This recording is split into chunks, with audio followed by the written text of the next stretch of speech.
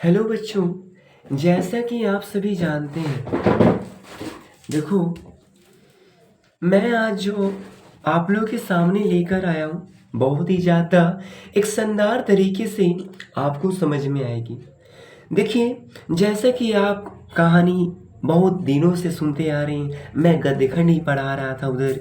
अब जो मैं आपको कड़वक एक ऐसी दोहा है जो आपको समझ में आएगी, ठीक है। तो मैं एक काव्य खंड स्टार्ट करने जा रहा हूँ और काव्य खंड में जो है टोटल 13 लेसन है, ठीक है ना। काव्य खंड की मतलब होती है कि जो एक कविता के जैसा लिखा जाए, जो एक कविता के जैसा हो और एक कविता के जैसा दोहा लिखा गया है। बहुत अच्छे दोहा है क्योंकि हमारे यहाँ हुआ आज दम अश्लील अश्लील जो है गाने बज रहे हैं, लेकिन इस दोहा को बहुत कम लोगों ने सुना होगा। यह दोहा है मलिक मोहम्मद जैसी जी के द्वारा लिखा हुआ। मलिक मोहम्मद जैसी जी ने इस दोहा को लिखे हैं और उसका नाम है कड़बक। देखिए, ध्यान से समझना, ये कड़बक जो एक पाठ गद्य खंड से लिया गया, तो ध्यान से समझिएगा यह कड़बक के लेखक कौन हैं। तो कड़बक जो कवि हैं वह मोहम्मद जैसी जी हैं। मलिक मोहम्मद जैसी जी, जिनका जन्म 15वीं सदी उत्तराध अनुमानता 1492 ईस्वी में हुआ। अरे जेकरा जन्म बाबू 1492 ईस्वी में हुआ, ठीक है, और निधन 1548 ईस्वी में हो गया भाई, ठीक है। तो देखो यहाँ पे कहती है कि इनका जो निधन है वह 1548 ईस्वी में हो गई और इनका जन्म 1492 ईस्वी में हुआ। इनका निवास स्थान जायस नामक जगह है और एक गांव है बच्चा, जायस नामक जगह, कब्र अमेठी उत्तर प्रदेश भाई। जायस नामक एक गांव है और अमेठी जगह पे उत्तर प्रदेश में पड़ती है, वहां पर इनका जन्म हुआ। सन 1492 की बात है जब मलिक मोहम्मद जैसी का जन्म हुआ। इनका निवास स्थान जायस, कब्र अमेठी उत्तर प्रदेश में है और इनकी जो मृत्यु है ना भाई, कहा जाता है 15 यानी कि 1548 ईस्वी को, 1548 ईस्वी को इनका मृत्यु हुई है, ठीक है ना। और इनको याद भी रखना। देखिए, कहते हैं कि इनके पिता का नाम मलिक मोहम्मद जैसी इनके पिता का नाम मलिक शेख ममरेज है। मलिक शेख ममरेज, जिन्हें मलिक राजी अशरफ के नाम से भी जाने जाते हैं। मलिक शेख ममरेज, जिन्हें अशरफ के नाम से भी जाने जाते हैं, और इनका गुरु है, इनका दो गुरु हैं, याद रखना, इनका दो गुरु हैं, याद रखना, जिनका नाम है सूफी संत शेख मोहदी और सैयद अशरफ जहांगीर है। सैयद अशरफ जहांगीर है भाई, ठीक है ना। कहते हैं कि इनकी वृत्ति, क्या बताऊं इनकी वृत्ति, इनकी वृत्ति है कि आरंभ में जायस में रहते हुए किसानी जीवन जिया, वो बाद में शेष जीवन फकीरी में बिताया इन्होंने। कहते हैं बचपन में इसमें ही ये अनाथ हो गए थे, साधु फकीरों के साथ भटकते हुए इनका बचपन बीता। अरे इनका व्यक्तित्व के बारे में बताऊं, मलिक मोहम्मद जैसी की व्यक्तित्व सुनोगे तो कहते हैं कि चेचक के कारण ये रूपहीन था। अरे बाई आंख और बाई कान से ये वंचित हैं। इन्हें तो बाई आंख थी और नहीं जो है बाई कान से ये सुन पाते थे। ऐसे ऐसे थे ये, ठीक है ना। फिर भी ये हार नहीं माने, फिर भी जो है इनकी जो एक लालसा की, एक जो कवि बनने का, गाने की दोहा जो पहले के लोग गाया करते थे, जिसे हम उसके अर्थ नहीं समझ पाते हैं, आज मैं उसके अर्थ के बारे में भी बताऊंगा।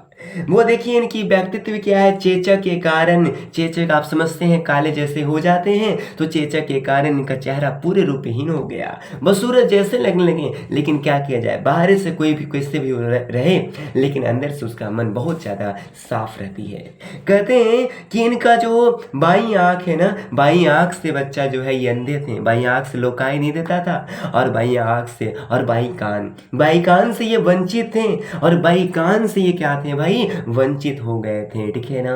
कहते हैं आगे, कहते हैं कि इनको मन में ही बच्चा यानी कि बहुत ज़्यादा ये मीठी बोली बोला करते थे। इनकी भाषा बहुत ही ज़्यादा बच्चा शांत थी बुआ, मृत्यभाषी थी, और तो और इन स्वभाव के बहुत अच्छे संत थे। देखिए इनकी कृतियां हैं, इनकी कृतियां को याद रखना। पद्मावत, अखरावत, आखिरी कलाम, चित्ररेखा, कहरनामा, महरी बाईसी, कहरनामा, महरी बाईसी, मसल या मसला नामा। इनकी जो बच्चा कृतियां हैं, और भी अन्य कृतियां हैं, चंपावत, होली नामा, इत रावत आदि कृतियां भी उल्लेख में आती है। तो चलते हैं आगे, और आगे ध्यान से सुनना। कहा जाता है कि ये बच्चा छंदोबद्ध कथा काव्य लिखने की परिपाटी तरीके से भाई ये साहित्य लिखा करते थे। कहते हैं वह संस्कृत में भी बच्चा जो जानते थे, उन्होंने बच्चा जो है बुआ आगे जाकर बच्चा कोमलता सा भाई इस पाठ में भाई एक कविता लिखे हैं, काव्य लिखे हैं, जिनका नाम कड़वक। कड़वक को 2 भागों में बांटा गया है। देखिए वो कहा जाता है ना कि वो जो है ना एक प्रेम मार्गी सखा के कवि थे, यानी प्रेम मार्गी पर बच्चा लिखा करते थे बुआ। तो प्रेम मार्गी निर्गुण भक्ति धारा के बच्चा जो है जायसी क्या थे भाई, निर्गुण भक्ति धारा के भाई एक बच्चा कवि थे भाई बुआ। इनको प्रेम मार्गी के नाम से भी जाना जाता है, इसको याद रखना भाई, ठीक है ना। तो चलिए ध्यान से सुनिएगा, इनका परिचय के बारे में एक बार बुआ गा कर सुनाता हूँ कि सुना बाबू सुना रे सुना सुना, सुनावा तानी मोहम्मद जैसी के परिचय रे। सुना बाबू सुना रे सुनावा तानी मोहम्मद जैसी के परिचय रे। जन्म होला 1492 में, और निधन हो गेला 1548 में, और निधन हो गेला 1548 में। मलिक मोहम्मद जैसी के जन्म स्थान बाटा रे, जायस कब्र अमेठी में जो उत्तरा प्रदेश में पड़ीला। एकर बाबूजी पिता ममरेज हलथिन रे, एकर बाबूजी पिता ममरेज हलथिन रे, जेकरा बोला वह तीन मलिक राजे असफ रे, जेकरा बोला वह तीन मलिक मा राजे असरफ रे। गुरु हतिन सूफी संत शेख मोदी रे, गुरु हतिन सूफू संत शेख मोहदी रे। और एक और गुरु हतिन जकरा सैयद अशरफ जहांगीरी रे। गुरु के नाम बाटे बबू शेखा मोदी रे। एक और गुरु हतिन सैयद अशरफ जहांगीर रे। शुरुआती में किसानी जीवन बितैले बाबू, और शेष जीवन फकीरी में, ठीक है ना। शुरुआती जीवन जो है बुआ, शुरुआती जीवन जो बितैले हतिन बाबू वह है कब्रे तो फकीरी में। बचपन में ही ये अनाथ हो गेला रे, बचपन में ही अनाथ हो गेला रे बबुआ। साधु संगे फकीरी में जीवन बितैले हलथिन मलिक मोहम्मद जैसी रे। व्यक्तित्व के बारे में बतावा तानी, बचपन से ही अंधा हलथिन बाबू, बाई आँख से ना देखा दे हलथिन, और काना से भी बहरा हलथिन, और कान से भी बहरा हलथिन। बाई आँख और बाई कान से ही वंचित हलथिन बबुआ रे, लेकिन एकर मन हले दिल से साफ है बबुआ, लेकिन एकर मन हले बाबू दिल के साफ रिंग। सुना बाबू सुना बहुत सारी रचना ई लिखले हलथिन बाबू, नाम हथिन पद्मावती अखरावत रे।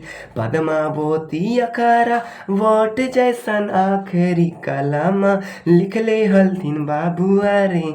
चित्ररेखा कहरनामा मसाला नामा जैसा ने एकर कृति है रे बबुआ। बबुआ एकर कृति है पद्मावते अखरावटा आखरी कलामा चित्र हलथिन बाबू कोहरा के नामा मसाला के मसला नाम हलथिन बबुआ होली नाम जैसन कृतिया रे एतरावत जैसन अधिकृति लिखले हलथिन अरे बबुआ रे ए बबुआ प्रेम मार्गी कवि हलथिन शाखा के हीरे निर्गुण धारा पे चले वाला मौलिक मोहम्मद जैसी भक्ति काल के हलथिन कवि रे हे बाबू भक्ति काल के